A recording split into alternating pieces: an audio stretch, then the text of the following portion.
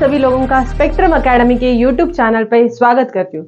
दोस्तों, जैसे कि हमने आईबीपीएस पीओ मेंस के लिए जो सीरीज है वो शुरू की है। सबसे पहले आपने अगर आईबीपीएस पीओ मेंस की स्ट्रेटेजी नहीं देखी होगी तो ऊपर जो लिंक है उसके ऊपर क्लिक करके पहले वो लिंक देख लीजिए एंड फिर ये मेंस की जो सीरीज है उसका फर्स्ट एपिसोड देख लीजिए। सबसे पहले मैं आपको ये बताना चाहती हूँ कि अपनी जो मेंस की एग्जाम होती है आईबीपीएस पीओ की, तो उस मेंस के एग्जाम के अंदर सबसे ज्यादा वेटेज कवर करने वाला टॉपिक है दैट इज पजल्स। वो पजल्स जैसे प्रीलिम्स में आता है वैसे पजल्स नहीं होते। पजल्स की लेवल अलग होती है, डिफिकल्टी लेवल अलग होती है। आपको हो सकता है कि किसी भी पजल को सॉल्व करने के लिए 8 से 10 12 मिनट लगे। Give that much time. अगर वो टाइम देने के बाद आपको 6 मार्क्स 8 मार्क्स मिल रहे तो वो डेफिनेटली दो। बट सबसे पहले आपको ये भी डिसाइड करना है कि कौन से पजल को पिक करना, कौन से पजल को स्किप करना, वो आपको समझना चाहिए। ठीक है, तो आप अपनी स्ट्रेंथ क्या है, अपनी वीकनेसेस क्या है, उस हिसाब से आप अपने पजल्स को पिक कर सकते हो। सबसे पहले अपन देखते हैं, अभी ये पजल है, लेट्स सी दिस। ये देखो, सबसे पहले जब भी आपके सामने पजल दिखता है एग्जाम के अंदर, जब भी आप एग्जाम अटेम्प्ट करते हो, पजल दिखता है उसको मार्क फॉर रिव्यू करके रखना। उसको तुरंत सॉल्व करने की कोशिश बिल्कुल भी मत करना। जो वन लाइनर क्वेश्चंस है जैसे कि इनइक्वलिटीज पार्ट हो गया, सिलॉक्स हो गया, ब्लड रिलेशन वाला कुछ दिया है वो पार्ट हो गया। अगर आपका क्रिटिकल रीजनिंग बहुत सही है तो फिर वो क्वेश्चंस आप पहले कीजिए, ताकि आपको उस कम समय के अंदर एक एक मार्क्स अपने झोली में डालना है। आपको पता है क्रिसमस के अंदर जो सांता होता है, सांता के पास एक बड़ी बैग होती है, उसमें से वो बहुत सारे गिफ्ट्स होते हैं और वो एक एक गिफ्ट बाहर निकालता है।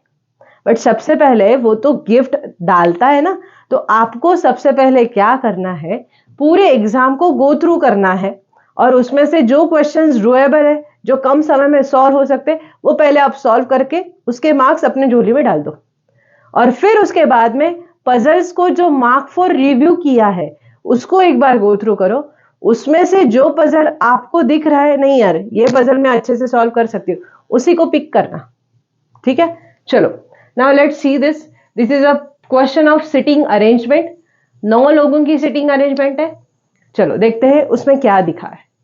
9 person M to U are sitting around a triangular table but not necessarily in the same order. Exam के अंदर ऐसा कभी नहीं करने का कि सबसे पहले पूरा का पूरा रीड कर रहे हो और फिर उसके बाद सॉल्व कर रहे हो, बिल्कुल नहीं। एक एक लाइन रीड करके उसको ड्रॉ करना है, कंडीशंस नोट करनी है।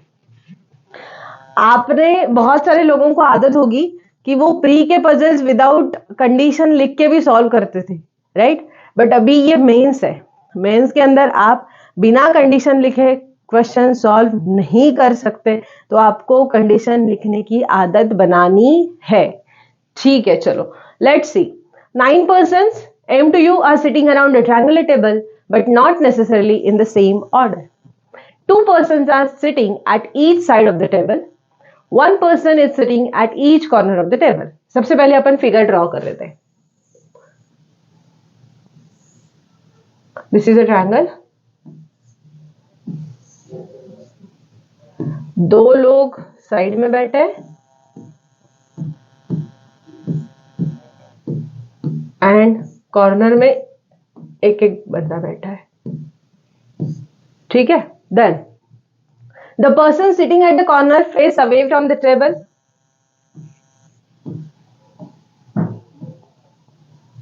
सॉरी,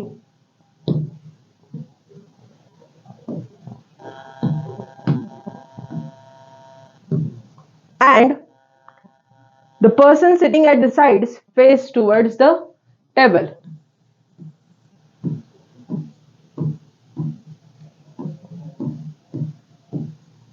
ये सबसे बेसिक वाला पार्ट ये पहले ड्रॉ कर लेगा। They all like 9 different colours. ये कलर्स रीड करने के नहीं, ठीक है। देन आगे, P neither likes blue nor brown. P blue भी नहीं है और ब्राउन भी नहीं है, ठीक है। O sits at one of the corner of the table. मैंने O यहां पे प्लॉट कर लिया। Then the one who likes blue sits immediate right of Q. Q उसके इमीडिएट राइट में है blue. This is the right direction, उसी के इमीडिएट राइट है। This line stands for immediate, ठीक है। Then S sits adjacent to O, पहले case में अपन एस को यहां पे लिखते हैं, दूसरे केस में एस को यहां पे लिखते हैं।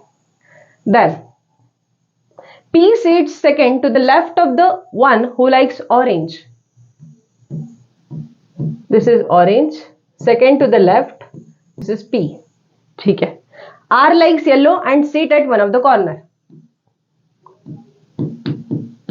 येलो जो है वो R है एंड कॉर्नर है, मतलब आउटसाइड फेसिंग है, इसलिए वो ऐसा लिखा। देन उसके बाद M sits second to the left of the one who likes sand.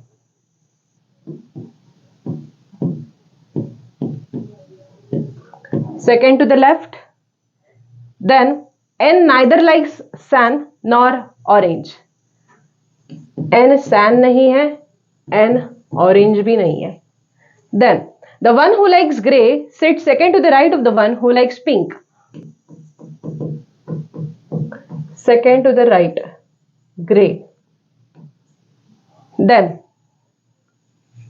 only one person sits between O and M. अभी यहां पे M को लिखते हैं, ठीक है, एंड M को यहां पे लिखते हैं। Then the one who likes orange sits adjacent to the one who likes sand. Okay. San के बाजू में ऑरेंज है, आई डोंट नो कहां पे होगा, ठीक है। Then U like silver and sits adjacent to M.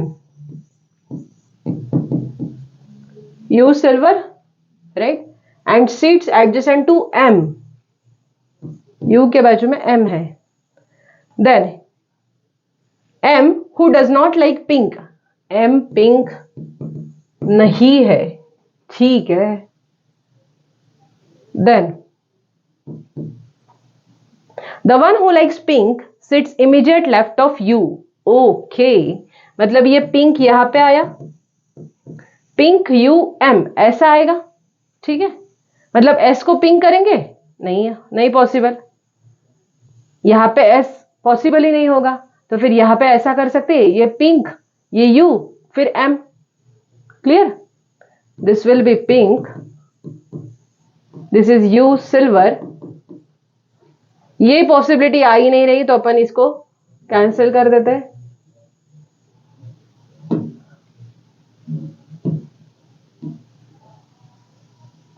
इसकी जरूरत ही नहीं है, एक ही पॉसिबिलिटी में पूरा बन जाएगा अपना, ठीक है।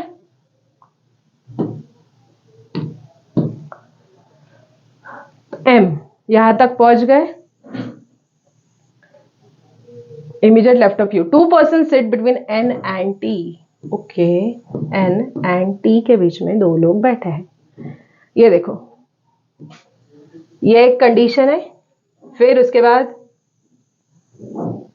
ये एक कंडीशन है,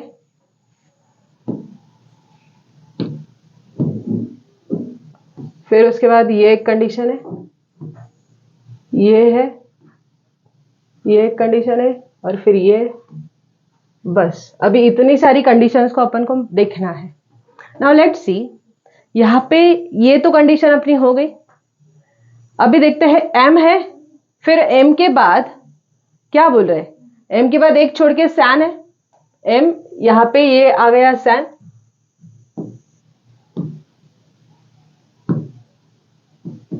दिस विल बी सैन, ठीक है। देन सैन के बाजू में ऑरेंज है, बट सैन एन नहीं है, ठीक है। और सैन वाली है क्या कोई कंडीशन? नहीं। फिर अभी क्या कर सकते हैं, सैन के बाजू में ऑरेंज है, अगर सपोज मैंने ये ऑरेंज लिखा तो ऑरेंज के लेफ्ट में पी, ये पॉसिबल नहीं होगा, तो फिर ऑरेंज मुझे यहां पे ही लिखना पड़ेगा। ऑरेंज यहां पे क्यों नहीं आया? बिकॉज ऑरेंज के सेकेंड टू द लेफ्ट में पी है। दिस इज ऑरेंज, ऑरेंज के सेकेंड टू द लेफ्ट में जगह ही नहीं है, उसका लेफ्ट कहां पे जाएगा? इसका सेकेंड टू द लेफ्ट, ये पी, इसका second to the left P, okay. फिर पी एक छोड़ के ब्लू है, इसका लेफ्ट, ये पी, पी एक छोड़ के ब्लू, नहीं सॉरी, पी ब्लू भी नहीं है ब्राउन भी नहीं है, ऐसा बोल रहे हैं वो। ठीक है, फिर उसके बाद पिंक, ये आ गया green, right. Then pink grey, sorry,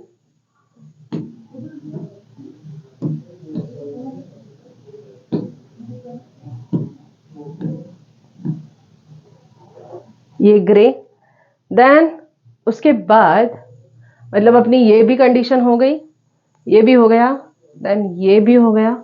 अभी येलो को बिठाना है, ये देखो यही जगह मुझे मिल रही है, यहाँ पे मेरा आर येलो, एक ही कॉर्नर बचा है ना, ये येलो आ गया, ये भी कंडीशन हो गई, ये भी हो गया। देन पी ऑरेंज, ये भी हो गया। अभी क्यू ब्लू बिठाना है, क्यू के बाजू में ब्लू, पर पी ब्लू नहीं है, मतलब क्यू मेरा यहाँ पे ही आएगा, राइट। और फिर क्यू के राइट में ब्लू है, मतलब ये एस ब्लू आ गया, ठीक है। देन मतलब अपनी ये भी कंडीशन हो गई। देन अभी क्या बचा है, एन दो छोड़ के टी है, ऑरेंज एन नहीं है एंड सैन भी एन नहीं है, तो फिर एन कहां पे होगा, इन एन एन एन के लिए जगह जगह जगह जगह जगह,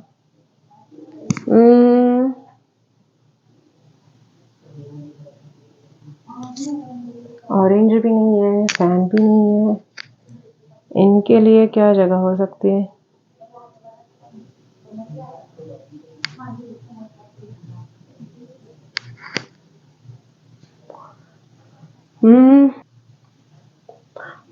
एक्चुअली उस पॉइंट में अपना ऑरेंज की जो प्लेसमेंट थी वो गलत हो गई थी। अभी ये देखो, एम एक छोड़ के सैन है, सैन के बाजू में ऑरेंज होना चाहिए, ये यहाँ पे लिख के देखा हमने, वो कंडीशंस रॉन्ग हो रही है, तो अपन ऑरेंज को यहाँ पे लेंगे,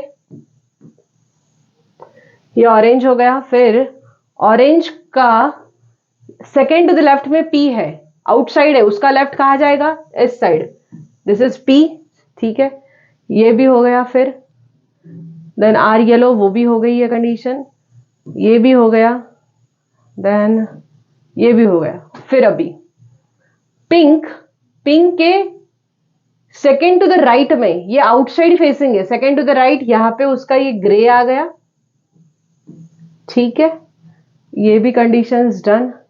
देन अभी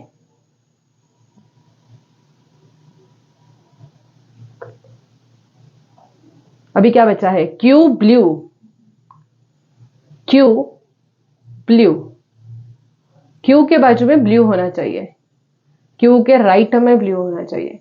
अगर सपोज मैंने ये क्यू और ये ब्लू लिया तो चलेगा क्या,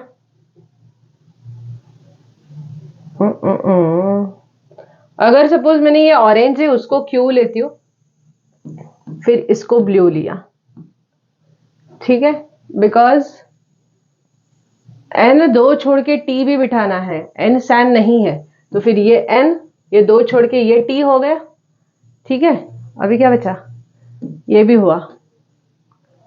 अभी पी जो है वो ब्लू भी नहीं है ब्राउन भी नहीं है, तो अभी ब्राउन के लिए एक ही जगह बचती है, this is what the brown, ठीक है। अभी पी एक कलर बचा है, कलर कौन सा बचा है, green, this will be green. अभी क्या बचा है, एम टू यू ना, M N O P Q S and R, M N O P Q R S T, ये हो गया, टी है मतलब ये एस बचा है, are S T U, done, yes, ये हो गया अपना सॉल्व। ये देखो सर, ये था पूरा का पूरा मेंस का पजल। इसमें आप पॉसिबिलिटीज चेक करोगे, पहले हमने देखा कि जो पॉसिबिलिटी ली वो ऑरेंज के कारण वो नहीं हो रही थी। 99% लोग ऐसे होते हैं कि जब भी ये पॉसिबिलिटी नहीं बन रही है लोग वहां पे ही छोड़ देते हैं, बट कभी भी याद रखना, आपने अगर वहां पे छोड़ दिया, आप ऑलमोस्ट 70% तक पहुंच गए और फिर आप अब भी सिर्फ 30% आगे बढ़ना है, और अगर वो नहीं किया तो सॉरी, बट इसके जो भी 4-5 क्वेश्चंस हो गए, 4-5 मार्क्स हो गए, वो आप मिस कर दोगे। तो इसके लिए अगर आपको वो दिख रहा है थोड़े पॉइंट से, अगर कहीं पे जा रहा है तो वो उसको पूरा सॉल्व करो। अगर वो पहले से ही मतलब देखने से ही नजरअंदाज हो रहा है कि नहीं यार नहीं हो सकता, उसको स्किप कर दो। ठीक है, आपको ये पजल कैसा लगा ये आपको मैं बताती हूँ। स्मार्ट कीड़ा टेस्ट जोन की जो मॉक टेस्ट है, उस मॉक टेस्ट का मेंस लेवल का पजल है, पूरा का पूरा मॉक टेस्ट लेवल का कंटेंट हम लोग डिस्कस करने वाले हैं। तो दोस्तों आपको मैं यही कहूंगी, ये जो हम लोगों ने सीरीज शुरू की है, इस सीरीज के अंदर जितनी भी वीडियोस होगी, हर एक वीडियो को पूरा का पूरा एंड तक देखिए, आपको 100% बहुत सारी चीजें सीखने को मिलेगी। एंड जो हमने लास्ट वीडियो में बोला था कि आपके मेंस के अंदर 10 से 15 मार्क्स बहुत अच्छे से बढ़ सकते हैं, दोस्तों इस वीडियो को बहुत अच्छे से आप चाहे तो एक बार रिपीट भी देख सकते हो, ताकि आपको वो पूरा का पूरा क्लियर हो। ठीक है, प्लीज लाइक दिस चैनल। अगर आपको ये वीडियो अच्छी लगे तो लाइक कीजिए, शेयर कीजिए एंड चैनल को सब्सक्राइब करना बिल्कुल भी मत भूलिए। एंड ठीक है, चलो दोस्तों अभी मिलते हैं नेक्स्ट सेशन के अंदर, नेक्स्ट एपिसोड के अंदर कुछ नए कंटेंट के साथ। Thank you so much.